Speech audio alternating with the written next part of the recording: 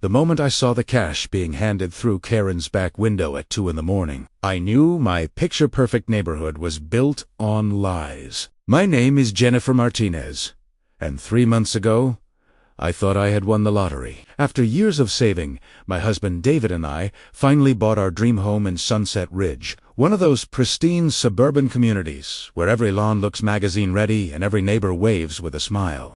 The houses were beautiful, the HOA fees were reasonable at $350 per month, and everyone seemed genuinely friendly, especially Karen Mitchell, our next-door neighbor. Karen was the first person to greet us on moving day, showing up with fresh-baked cookies and a warm smile. She was in her mid-40s, perfectly put together with blonde highlights and designer athleisure, where that probably cost more than our monthly mortgage payment of $2,800. "Welcome to the neighborhood," she had gushed, handing me a basket filled with local business cards and coupons. "I'm Karen, and I live right next door. If you need anything, and I mean anything, just knock on my door." Over the next few weeks, Karen became our unofficial neighborhood guide. She told us which restaurants delivered, which lawn service to use, and most importantly, she warned us about the HOA.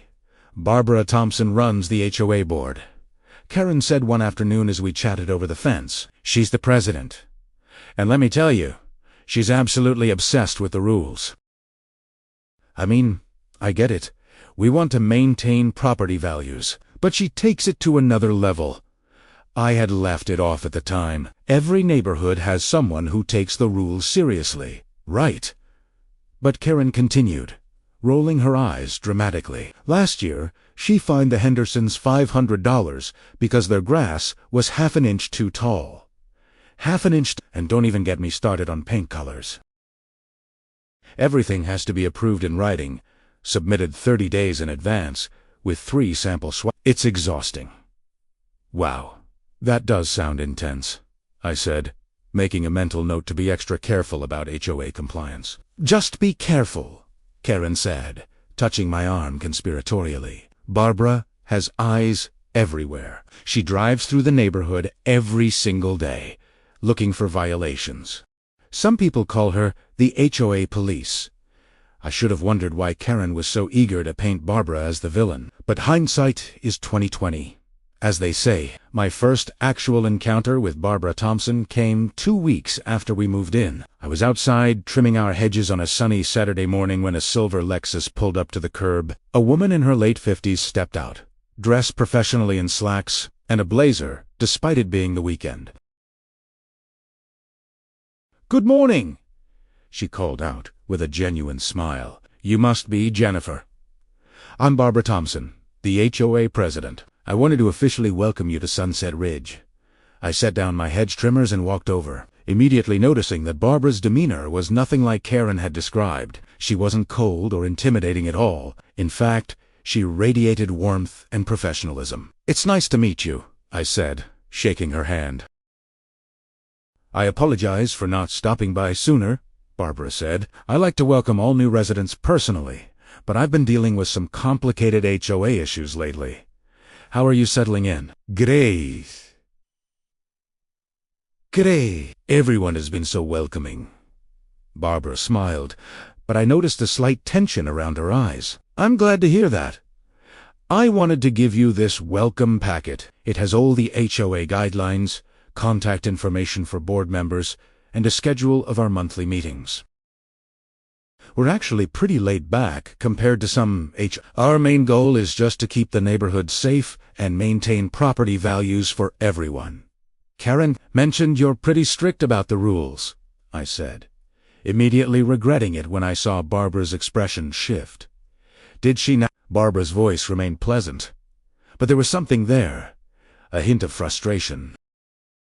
"Karen has had some disagreements with the board, but I assure you, we're only strict when it comes to safety issues and major violations. We're not going to fine you for minor things."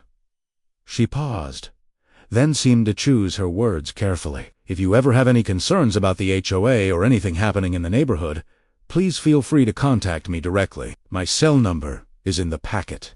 I mean that sincerely. There was something in the way she said it, an undertone that suggested she was trying to tell me something without actually saying it. but I just thanked her and went back to my gardening. The first hint that something was off with Karen came about a month after we moved in. David and I were having dinner on our back patio, one of those perfect early evening meals where the weather is ideal and you can hear birds chirping.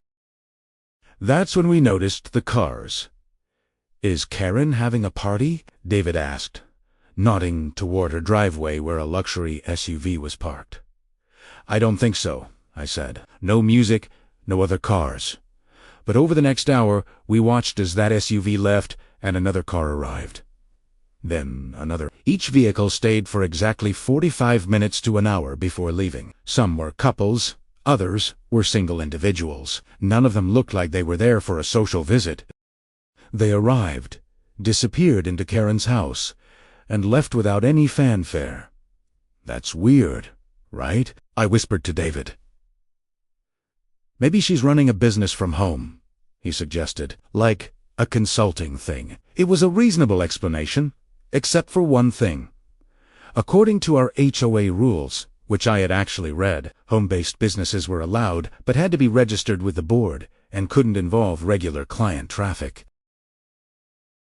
Karen had made such a big deal about Barbara being strict about rules, yet here she was potentially breaking them. I decided to let it go. Maybe I was just being nosy. But then the late-night incidents started. The first time I saw the 2 a.m. transaction, I thought I was dreaming. I had gotten up to get water and happened to glance out our bedroom window, which faced Karen's driveway. A dark sedan was parked there with its lights off, and I could clearly see Karen standing by the driver's window. She was wearing a bathrobe, and she was handing something to the person in the car. Money, I realized. A thick stack of cash that she pulled from her robe pocket. The exchange took maybe 30 seconds. The car drove away without turning on its headlights until it reached the end of the street. Karen hurried back inside. I stood at the window for a long moment, my heart pounding. What had I just witnessed?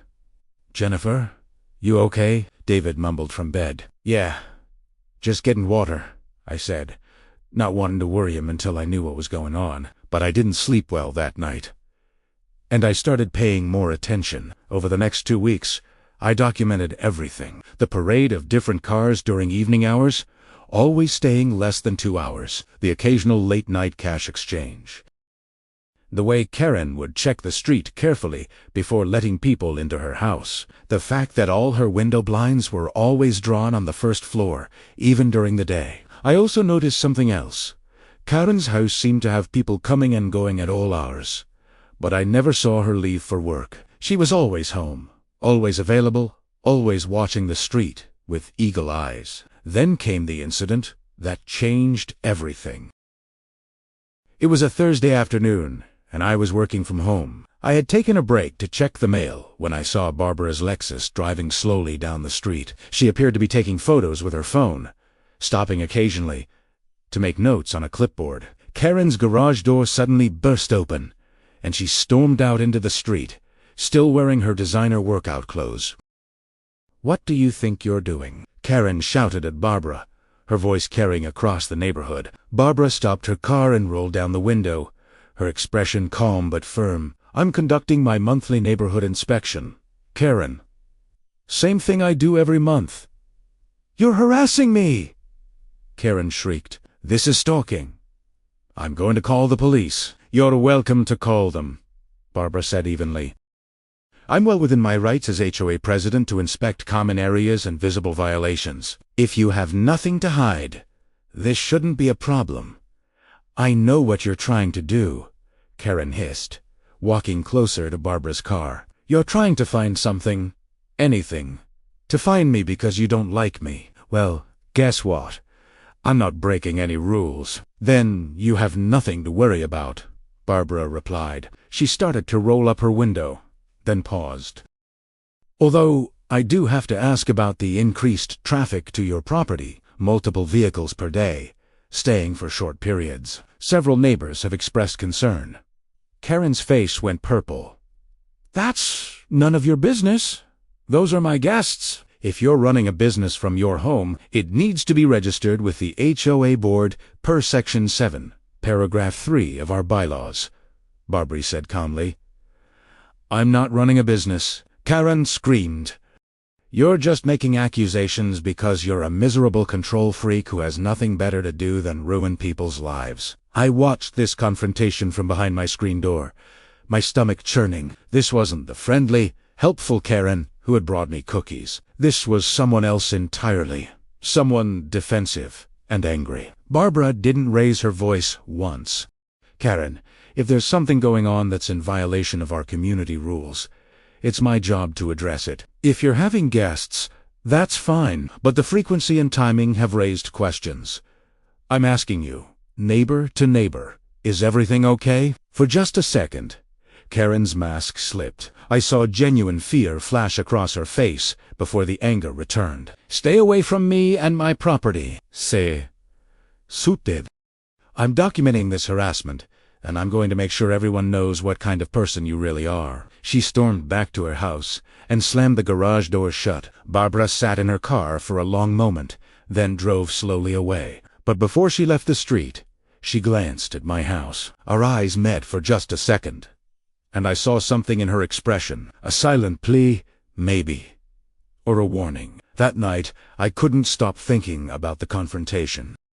I pulled out the HOA bylaws and started reading them thoroughly for the first time. Section 7 did indeed state that home-based businesses needed to be registered, but more importantly, Section 12 outlined prohibited activities.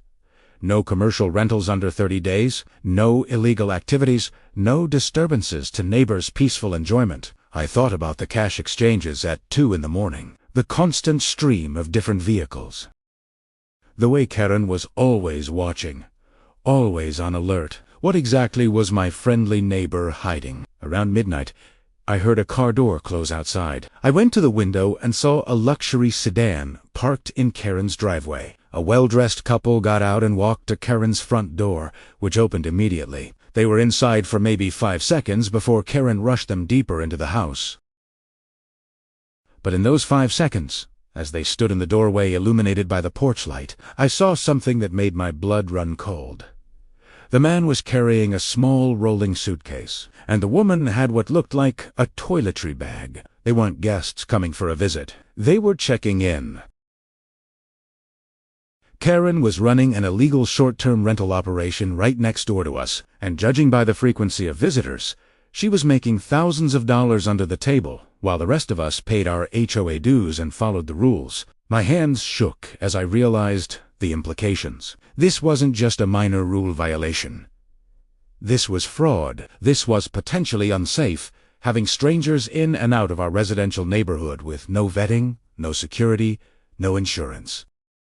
If something happened, if one of these renters caused damage or worse, it could affect all of our property values, our safety, our entire community. And Karen had spent weeks painting Barbara as the villain, probably to discourage me from ever going to the HOA with concerns. I looked at the clock. 12:47 a.m. I picked up my phone and pulled up Barbara's number from the welcome packet she had given me. My finger hovered over the call button. If I was wrong, I would look like a paranoid busybody, but if I was right, if Karen really was running an illegal operation, then Barbara needed to know. The whole neighborhood needed to know. Before I could second-guess myself, I pressed call. Barbara answered on the second ring, her voice alert, despite the late hour. "Hello! Barbara, this is Jennifer Martinez from Maple Street. I'm so sorry to call this late, but I think I know what Karen is doing. And it's much worse than we thought." There was a pause. Then Barbara's voice came back, filled with relief and urgency. "Tell me everything." The next morning, Barbara and I met at a coffee shop 3 miles away from Sunset Ridge. She had suggested the location, saying she didn't want to risk Karen seeing us together in the neighborhood. As primera walakerin, I found Barbara already seated in a corner booth, 2 cups of coffee on the table, and a manila folder in front of her. "I ordered you a latte," she said as I sat down. "I hope that's okay." "Perfect. Thank you." I wrapped my hands around the warm cup. Suddenly nervous. I wasn't sure if you'd take me seriously.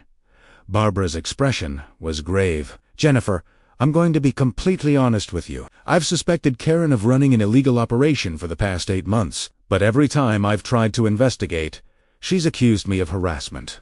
She's threatened to sue me personally, threatened to have me removed from the HOA board, and she's been spreading rumors about me throughout the neighborhood. That's why she warned me about you on day one, I realized. She was trying to discredit you before I could form my own opinion. Exactly. Barbara opened the folder. I've been documenting what I can see from public areas. Unusual traffic patterns, late-night activity, different vehicles every few days. But I can't prove what's happening inside her house without concrete evidence or a neighbor witness. That's where you come in. She spread out several photographs on the table, time-stamped images of various cars in Karen's driveway, license plates visible, a spreadsheet tracking dates and times, notes about complaint calls from other neighbors about noise and strangers in the neighborhood. This is incredible, I whispered, looking at the meticulous documentation. How long have you been working on this? Since March of last year. That's when the Henderson family, who lived on the other side of Karen, started complaining about noise at odd hours. They said people were coming and going at all times of night, sometimes arguing loudly. When I investigated, Karen claimed they were relatives visiting, but the Hendersons sold their house 6 months ago, partially because of the disturbances. My stomach dropped. She drove them out of the neighborhood. I can't prove that was her intention, but yes, they left. And now their house is owned by an investor who rents it out, so we have absentee ownership there too. Barbara took a sip of her coffee. Tell me everything you've observed. Don't leave out any details, no matter how small they seem. I spent the next 20 minutes recounting everything. The parade of different vehicles, each staying 45 minutes to 2 hours. The late-night cash transactions I'd witnessed from my bedroom window. The couple with the rolling suitcase and toiletry bag who had checked in around midnight. The way Karen always kept her first-floor blinds drawn and checked the street before letting anyone inside. Barbara took notes, nodding occasionally. When I finished, she sat back with a long exhale. This is even worse than I thought. She's not just running a short-term rental. Based on the cash transactions and the secrecy, she's likely avoiding all taxes and platform fees. She's probably listing the property on multiple platforms, maybe even some overseas sites that don't require verification. She could be making $8,000 to $10,000 per month, completely under the table. Is that illegal? Extremely! Beyond violating our HOA covenants, she's committing tax fraud, violating short-term rental ordinances in our city which require permits and safety inspections, and potentially putting everyone in danger. We have no idea who these people are. No background checks, no accountability. If something happens, if there's a crime or a fire or someone gets hurt, the liability could extend to the entire HOA. I felt sick. What do we do? Barbara's jaw set with determination. We build an ironclad case. We document everything. We gather evidence that would hold up legally, and then we go to the city zoning board and the police, if necessary. But we have to be smart about this. Karen has already proven she fight dirty. She tried to discredit us. She claimed we're harassing her, and she has enough money to hire lawyers. How much evidence do we need? We need to prove the frequency of different guests, the short duration of stays, and ideally, we need to find her listings online. We also need statements from other neighbors who've witnessed this activity. The more people who come forward, the harder it is for her to claim we're targeting her personally. I can keep documenting from my house, I offered. I have a clear view of her driveway. That would be incredibly helpful. Take photos if you can. Note the times, license plates if possible. But Jennifer, you need to be careful. Stay on your own property. Don't do anything that could be considered stalking or harassment. We're gathering evidence of illegal activity, not conducting surveillance. I understand. Barbara pulled out a business card. This is my direct cell number, my email, and my home address. Contact me anytime, day or night. If you see something significant, I'm going to reach out to other neighbors discreetly and see if anyone else is willing to come forward.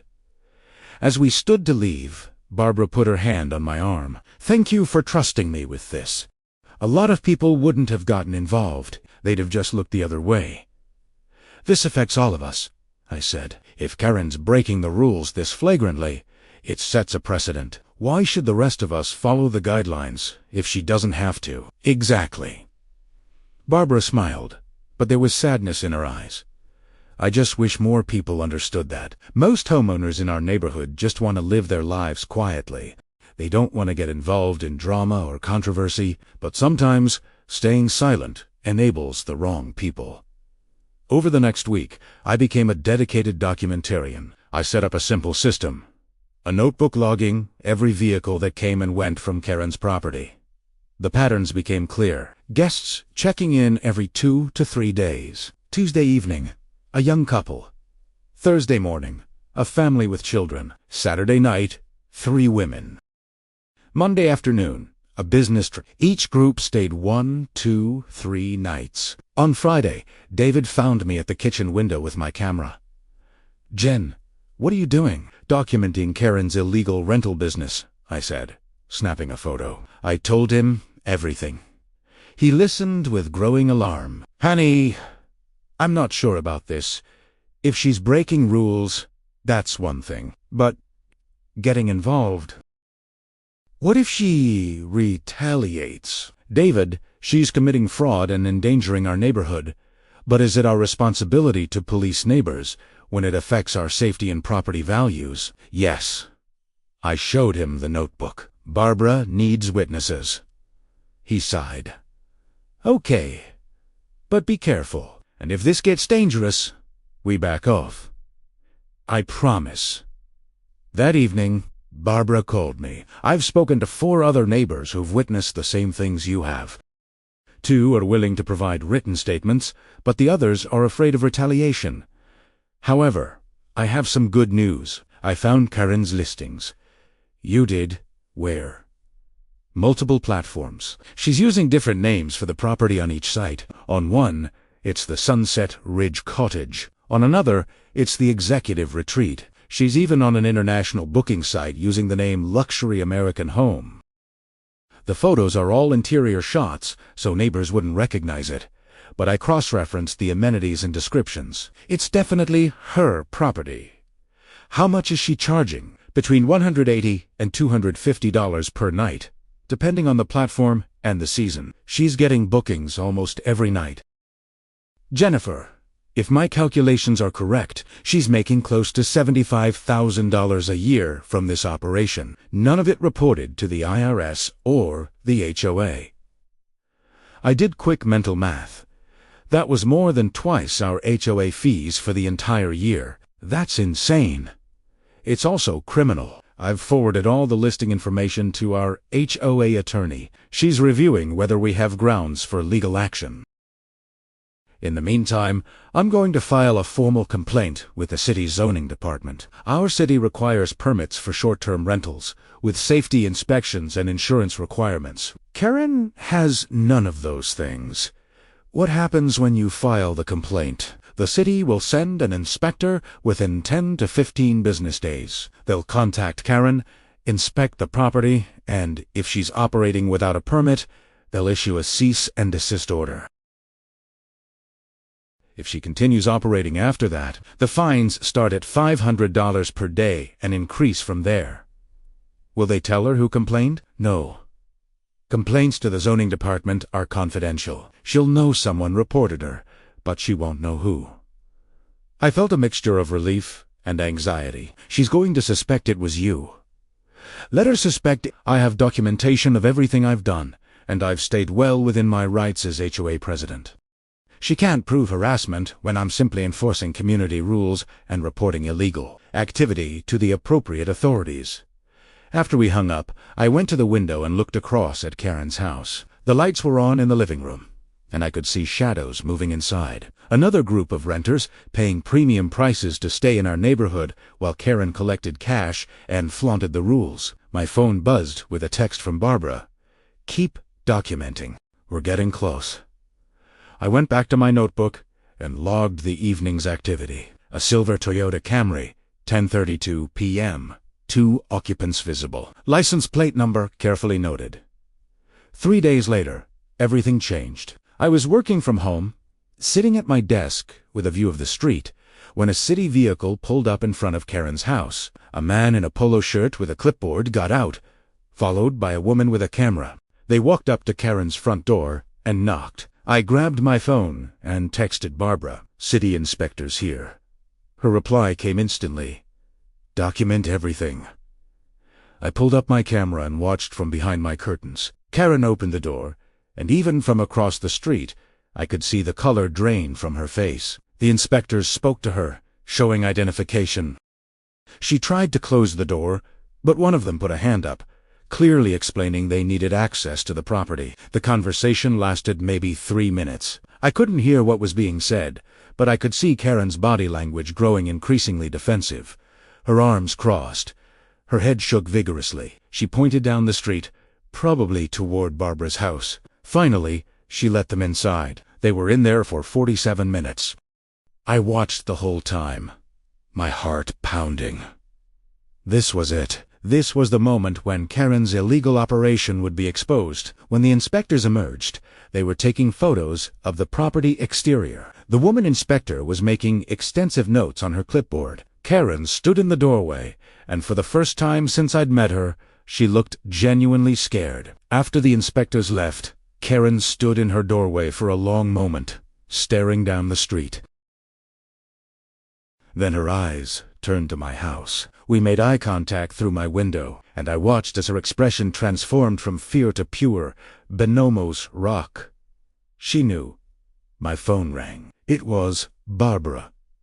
"Jennifer, get out of your house right now. Come to my place." Karen just called me screaming death threats, and I think you might be in danger. I grabbed my keys with shaking hands, barely remembering to lock the door. My heart was racing as I drove the 4 blocks to Barbara's house, constantly checking my rearview mirror. Barbara was waiting at her front door, her face pale but determined. She ushered me inside quickly. "Tell me exactly what happened," she said, leading me to her kitchen. I recounted the entire inspection scene. When I got to the part about Karen staring at my house with that murderous expression, Barbara's jaw tightened. "She called me 17 minutes ago," Barbara said. She was screaming so loud I had to hold the phone away from my ear. She accused me of stalking her, conspiring with neighbors, illegal surveillance. "Tense aside, you're going to regret this, Barbara. I'm going to destroy you and everyone who helped you." That's when I started recording the call. "You recorded it?" "I've been recording all my interactions with Karen since she first threatened me last year." My lawyer advised it. Barbara played the recording. Karen's voice came through, shrill and venomous, using language that made me flinch. "We need to report this to the police," I said. "Already done. I filed the report before I called you. They're sending an officer to take a statement." 2 police officers arrived within the hour and took detailed statements from both of us. They reviewed Barbara's recordings and my documentation.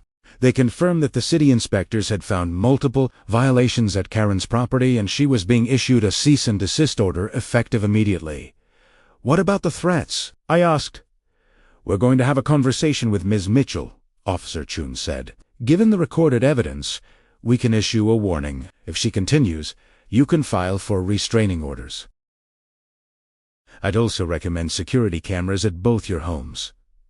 After the police left, Barbara walked me to my car. The sun was setting, casting long shadows across the quiet street. "Jennifer, you can back out of this at any time," Barbara said quietly. "I don't want you or your family in danger because of my fight with Karen. This isn't just your fight anymore." Primera sighed firmly. "She's been breaking the law and threatening people. Someone has to stand up to her." Barbara's eyes welled up slightly. "Thank you. I felt so alone in this. Other neighbors complained privately, but no one wanted to go on record." As I drove home, my phone buzzed with a text from an unknown number. "You made a big mistake." My hands tightened on the steering wheel. I forwarded the text to Barbara and to the police report number. "Within minutes," Barbara replied.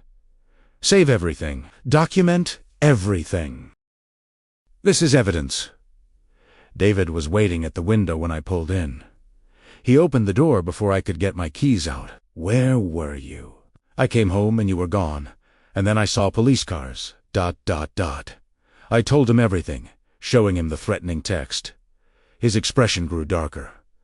"That's it," he said firmly. "We're getting security cameras installed tomorrow, and I'm taking a few days off work." This woman sounds unhinged. That night, neither of us slept well. Every sound made us jump. I kept checking my phone, half expecting more threats. The text that came at 3:27 in the morning wasn't from Karen. It was from Barbara. "Emergency HOA meeting called for tomorrow night, 8 p.m. Community Center. Karen is demanding we be removed from the board and threatening to sue the entire HOA. She's bringing a lawyer. We need every friendly voice we can get there." I stared at the message in the darkness. This was far from over. In fact, it was just beginning. The community center meeting room was packed. In my 3 months living in Sunset Ridge, I'd never seen this many neighbors in one place. Word had spread about the emergency meeting, and it seemed like everyone wanted to see what would happen. David and I arrived 15 minutes early, but the room was already half full. Barbara was at the front, setting up a laptop and projector, her movements calm and methodical despite the tension in the air. She caught my eye and gave a small nod. "Are you sure about this?" David whispered as we took seats in the third row. "We can still leave." "We're not leaving," I said, though my hands were trembling. "Barbara needs support." At 7:55 p.m., Karen made her entrance. She swept in wearing an expensive navy suit, her hair perfectly styled, makeup flawless. Behind her walked a man in his 40s carrying a leather briefcase, clearly her attorney. Karen's eyes scanned the room like a predator, and when they landed on me, her smile was pure ice. "That's her lawyer," David muttered. "Michael Brennan. He's known for taking on wins a lot of cases." My stomach dropped. This was serious. Barbara called the meeting to order at exactly 8 p.m., standing at the front of the room with the composure of someone who'd been preparing for this moment for months. "Thank you all for coming on such short notice," she began, her voice steady despite the charged atmosphere. "This emergency meeting was called at the request of Karen Mitchell, who has made formal complaints against the HOA board and specifically against me as president. Before we begin, I want to remind everyone that this is an official HOA proceeding. Please be respectful, hold your comments until the appropriate time, and let's conduct ourselves with the dignity our community deserves. Karen, you have the floor." Karen stood, her lawyer beside her. She didn't look at all like the scared woman I'd seen in her doorway after the city inspection. This Karen was confident, angry, and ready for battle. She had transformed herself into the picture of a wronged homeowner, and I could see some neighbors in the back rows, nodding sympathetically, even before she spoke. "Thank you, Barbara," she said, her voice dripping with false politeness. "I want to start by saying how much I love this neighborhood, but over the past 8 months, I've been subjected to relentless harassment and invasion of privacy by our HOA president and certain residents." Murmurs rippled through the crowd. I felt David tense beside me. For 8 months, Barbara Thompson has been obsessed with my personal life. She's driven by my house repeatedly, taken photos, documented my visitors, and encouraged others to spy on me. 2 weeks ago, she filed a false complaint with the city, resulting in inspectors showing up without warning. "That's not true," someone shouted from the back. I turned to see Mrs. Peterson, an elderly woman who lived 4 houses down from Karen. "I called Barbara about the noise and strange people months ago." Karen's lawyer stepped forward smoothly. "Ma'am, please hold your comments until the appropriate time. Ms. Mitchell has the floor." Barbara remained standing, her expression neutral, taking notes.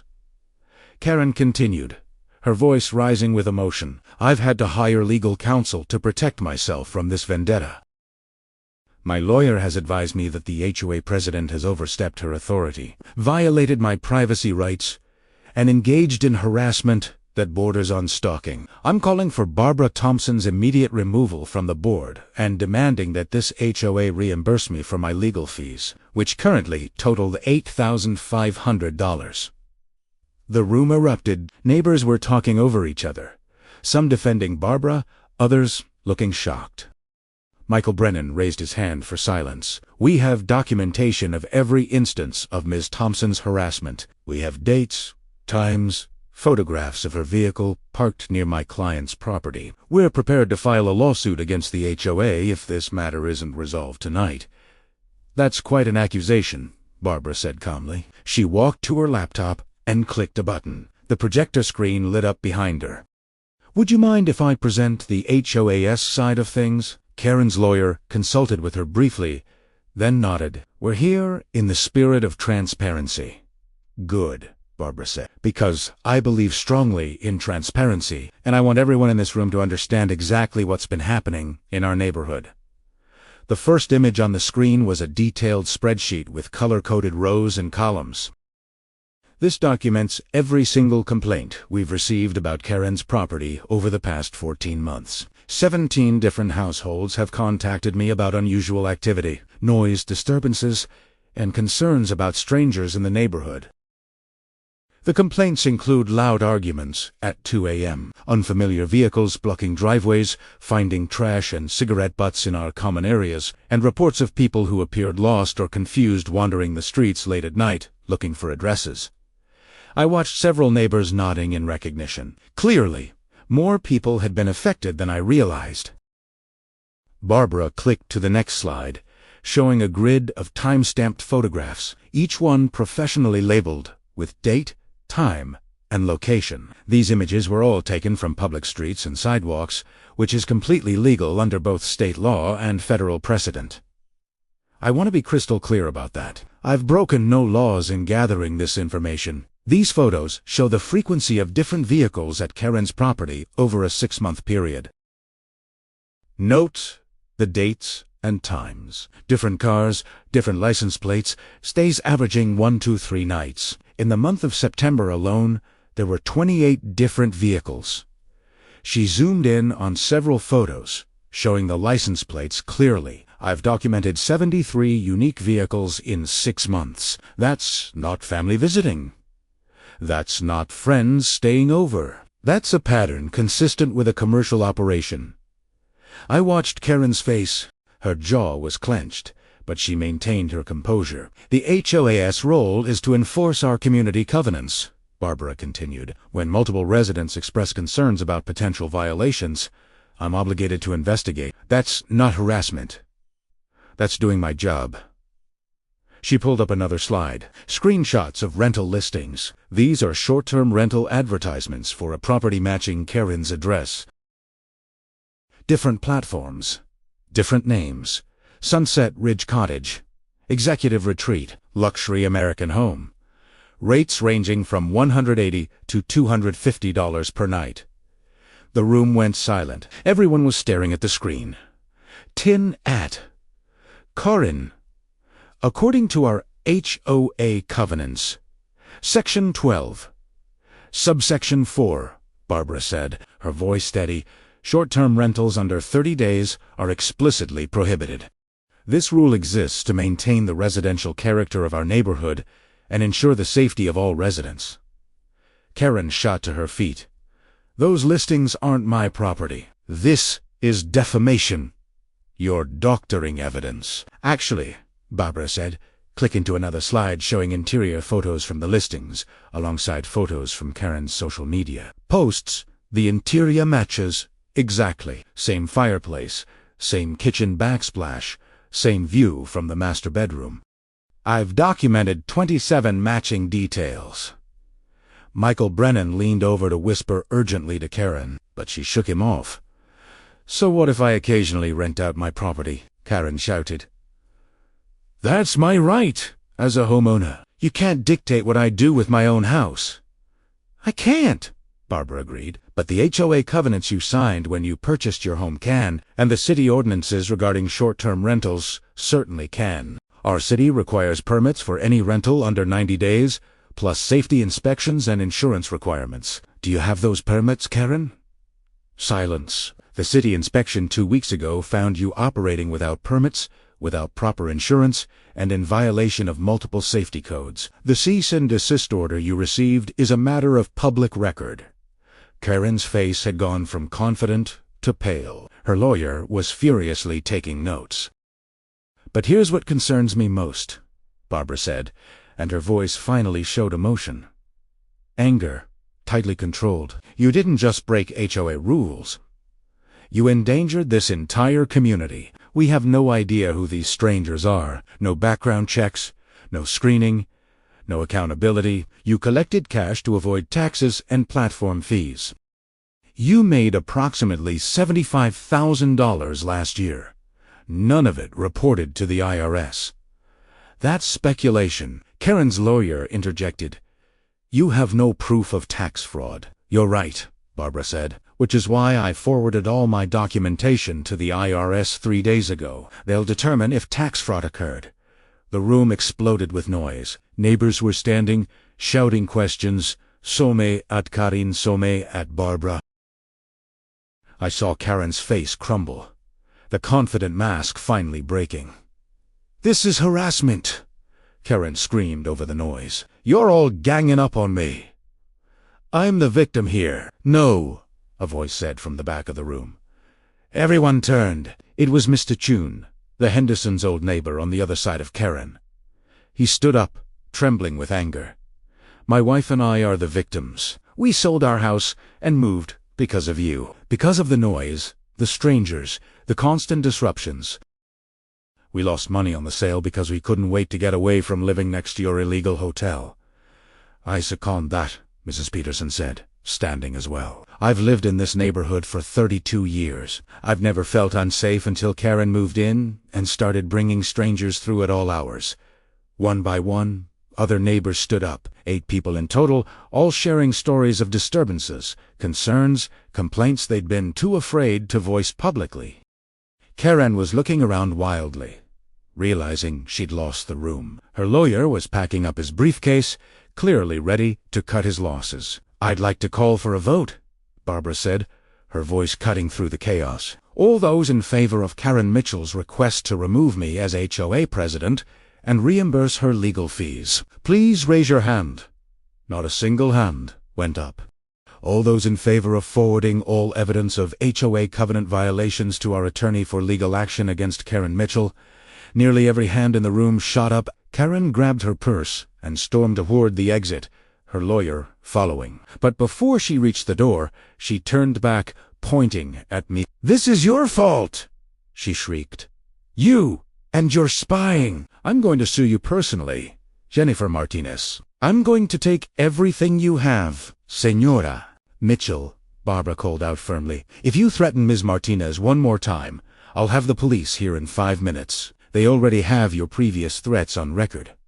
Karen's lawyer grabbed her arm and hustled her out the door before she could say anything else. The room sat in stunned silence for a moment after they left. Then someone started clapping. Others joined in. Within seconds, the entire room was applauding. Barbara held up her hands for quiet, but I could see tears in her eyes. "Thank you all for your support and for finding the courage to speak up. This isn't about punishing Karen. It's about maintaining the community we all chose to live in." After the meeting, dozens of neighbors came up to thank Barbara and to apologize for not supporting her sooner. It was like watching a dam break. People who had been silent for months were suddenly eager to share their own stories and concerns. "I saw strange people in my backyard last month," one man said. "Turns out they were Karen's renters who got confused about which house was theirs. They were looking in my windows at midnight. I found beer bottles in my bushes," another woman added, "and cigarette butts all over my lawn. I thought teenagers were sneaking around, but now it makes sense." 3 people apologized to me specifically for believing Karen's stories about Barbara being overly strict and power-hungry. "She told me Barbara fined someone for having their garage door open." One neighbor admitted I believed it without checking. "I'm sorry. She said Barbara was trying to drive property values down so her friend could buy houses cheap." Another confessed, "It sounded crazy, but the way she told it so confident and detailed. I just believed her. Barbara handled each conversation with grace, never saying, "I told you so," never making anyone feel worse than they already did. "The important thing is that we came together tonight," she kept saying. "That's what community means."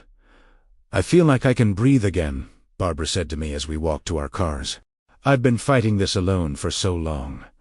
"You're not alone anymore," I said. David drove us home, both of us emotionally exhausted but also exhilarated. The tension that had been building for weeks had finally released. As we pulled into our driveway, I noticed something odd. The lights were on in Karen's house, and I could see movement through the first-floor windows. The blinds, which were always drawn tight, were now completely open, as if she no longer cared who saw inside. "Is she packing up?" David wondered aloud, putting the car in park but not turning off the engine.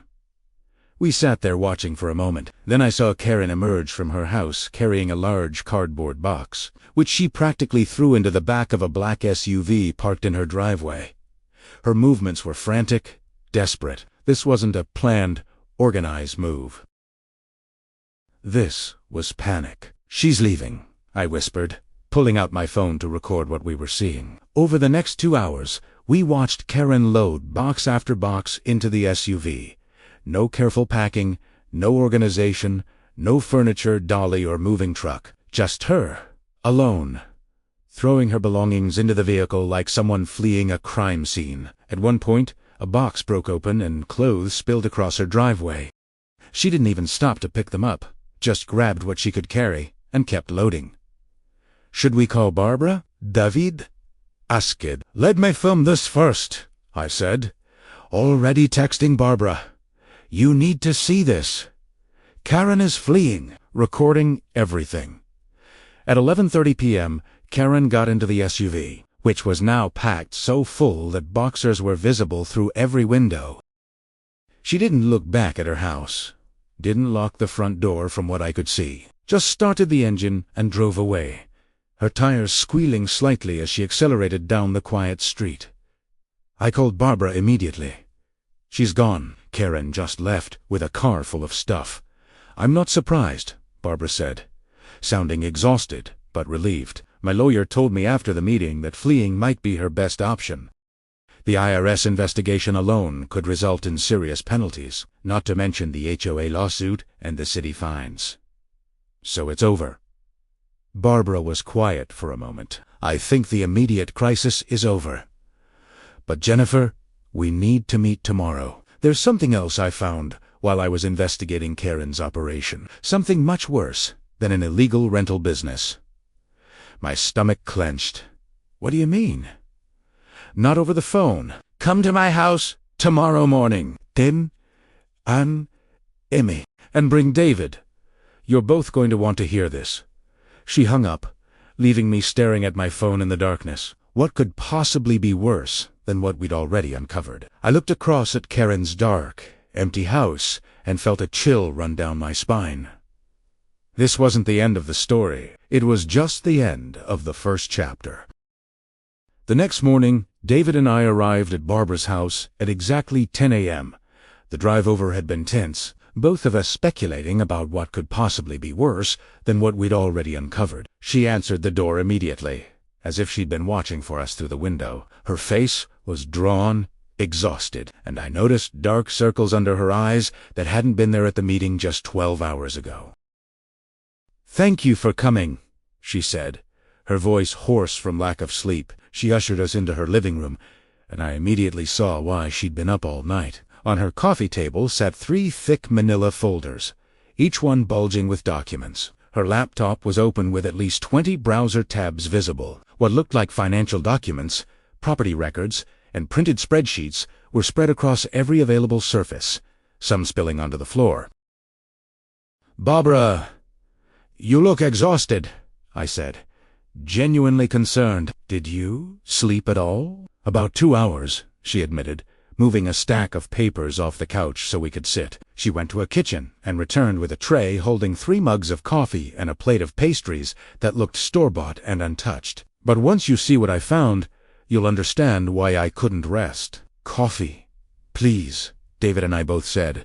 We needed the caffeine for whatever bombshell was coming. David and I sat down on her couch, our coffee mugs warming our hands. Barbara took the armchair across from us, and I noticed her hands were trembling slightly as she picked up one of the folders. She took a deep breath, as if steeling herself for what she was about to reveal. When I was investigating Karen's rental operation, I needed to verify the property ownership records to build our case. Standard due diligence. But what I found opened up something much bigger than an illegal Airbnb. She opened the folder and pulled out several printed documents. Karen Mitchell doesn't own just one property in Sunset Ridge. She owns 4.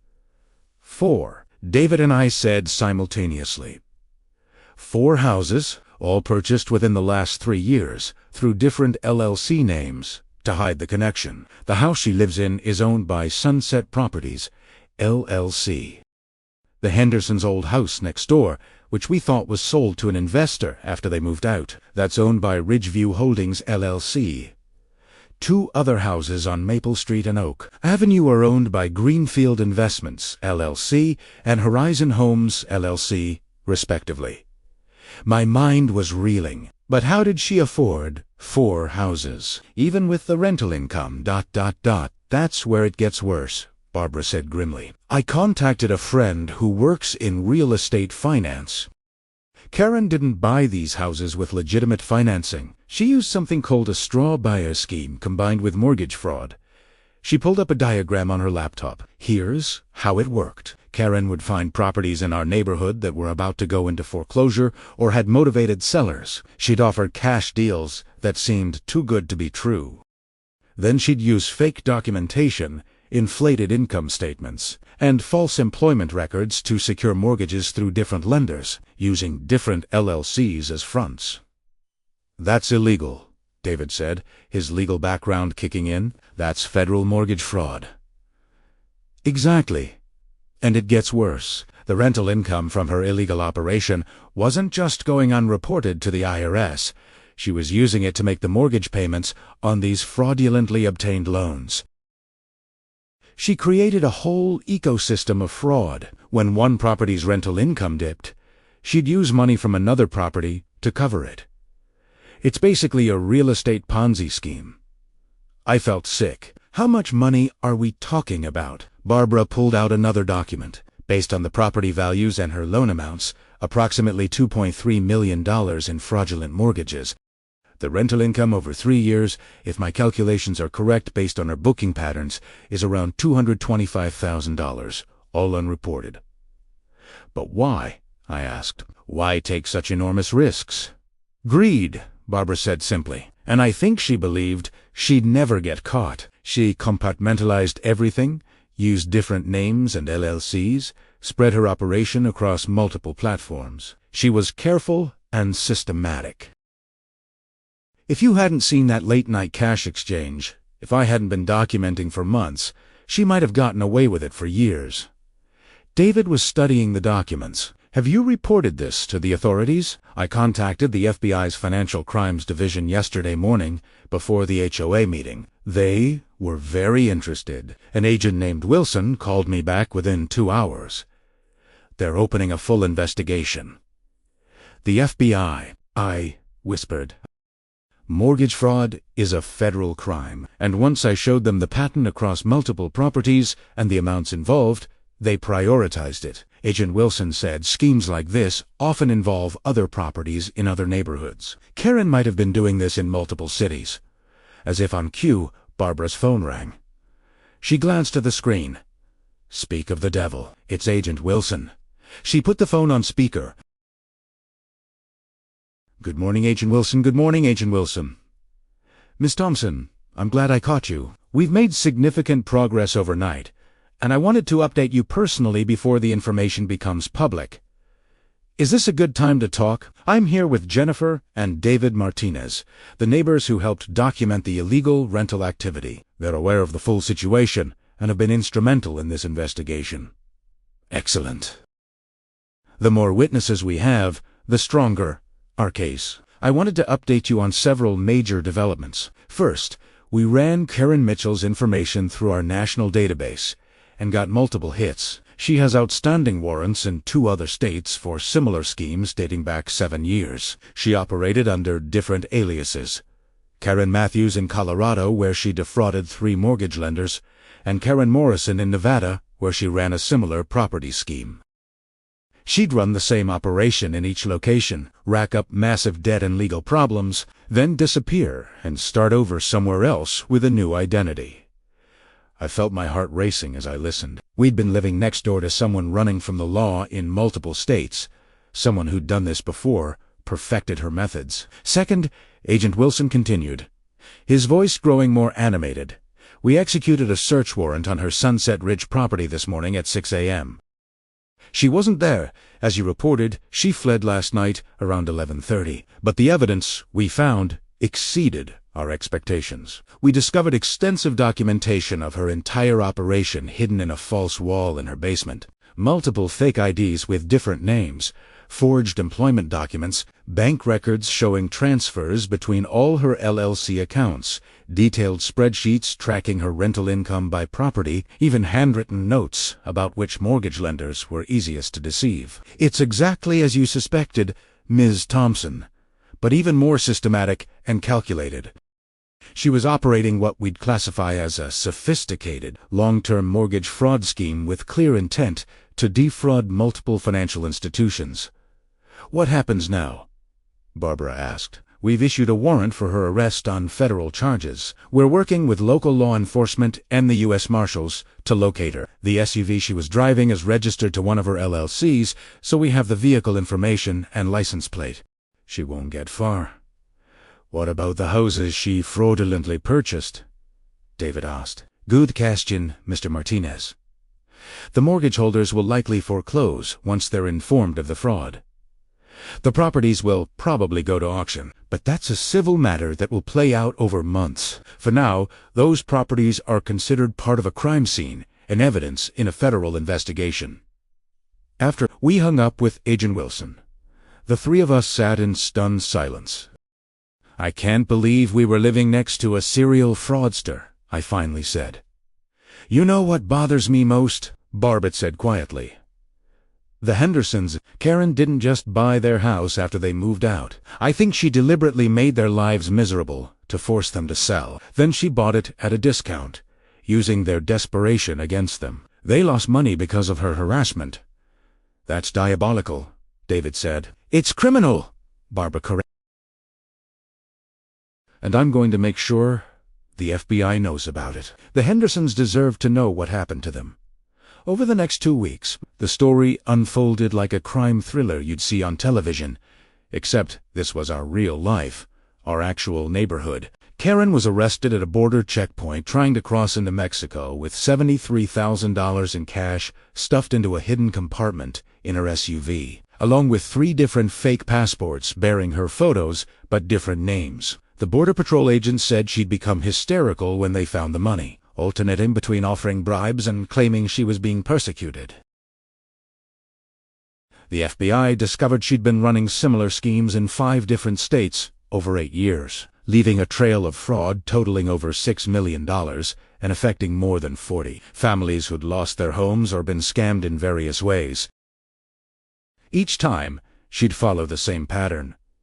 Move to a nice neighborhood, buy multiple properties using fraudulent mortgages, run illegal rentals, and when suspicions arose, she'd disappear in the night and reinvent herself somewhere else. Sunset Ridge was just her latest target, and we'd been the first community to actually catch her. The arrests and subsequent investigation made national news.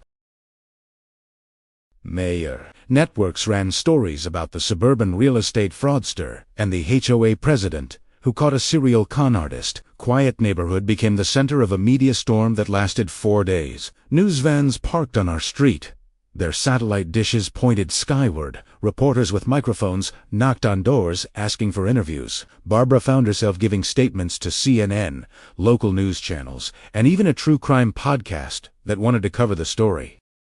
Our neighborhood Facebook page, which usually discussed lawn care tips and lost pets, suddenly had over 3,000 members as people from across the country joined to follow the updates. Through it all, Barbara remained humble. "I was just doing my job as HOA president," she told one reporter. "This community trusted me to protect our neighborhood, and that's what I did." The 4 fraudulently purchased properties went into foreclosure and were eventually auctioned. The Hendersons received a settlement from Karen's seized assets after their lawyer proved they'd been deliberately harassed. They didn't move back, but at least they got some justice. The HOA held a special meeting 3 weeks after Karen's arrest. The mood was completely different from the emergency meeting. This time, people were celebrating.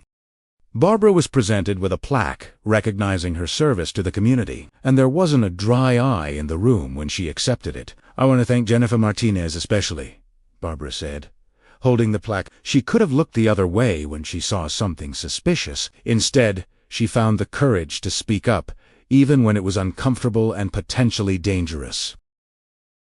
"That's what good neighbors do." The room erupted in applause, and I felt David squeeze my hand. After the meeting, Barbara, David, and I walked to a nearby park to decompress. It was a beautiful evening, the kind that made you remember why you chose to live in a neighborhood like this. "What will you do now?" I asked Barbara as we sat on a bench overlooking a small pond. "Keep being HOA president," she said with a smile. "But hopefully with fewer federal investigations." We all laughed. "You know," Barbara continued, more seriously, "this whole experience taught me something important. We create communities not just by following rules, but by having the courage to enforce them when someone breaks them." Karen got away with her schemes for so long because people in other neighborhoods saw red flags but didn't want to get involved. They didn't want the confrontation or the drama. "But confrontation isn't always bad," I said, understanding. "Sometimes it's necessary." "Exactly. Sometimes caring about your community means standing up to people who are harming it, even when it's uncomfortable. Even when they call you names or threaten you. Even when other people think you're being too strict or uptight." David nodded. "You could have let it go. You could have said it wasn't worth the hassle." "I could have," Barbara agreed. "But then what kind of community would we have? One where the person willing to break the most rules wins, where honest people who follow the guidelines are punished for their integrity while cheaters prosper. That's not a community. That's chaos." 6 months later, life in Sunset Ridge had returned to normal. The media had moved on to other stories. The fraudulently purchased houses had been sold to legitimate buyers who actually lived in them. The Henderson property was purchased by a lovely young family with twins. David and I had become close friends with Barbara. We had dinner together regularly, and I'd joined the HOA board as vice president. One evening, Barbara, David, and I were having dinner downtown when Barbara's phone buzzed. She smiled. "It's Agent Wilson. Karen's trial date has been set. They're offering her a plea deal, 15 years in federal prison, if she pleads guilty to all charges." "Will she take it?" I asked. "Her lawyer recommended it. If she goes to trial and loses, she's looking at 35 to 40 years. We were quiet for a moment, processing this. "You know what I've been thinking about?" I said. "If I hadn't called you that night after I saw the couple with the suitcases, Kara might still be operating. She might have bought more houses, hurt more people, stolen more money." "But you did call," Barbara said firmly. "That's what matters. You saw something wrong, and you reported it. You didn't overthink it or talk yourself out of it. You acted." "We both did," I said. "You'd been building that case for months. You had everything documented and ready. I just provided the final piece." "That's how communities work," Barbara said, raising her wine glass.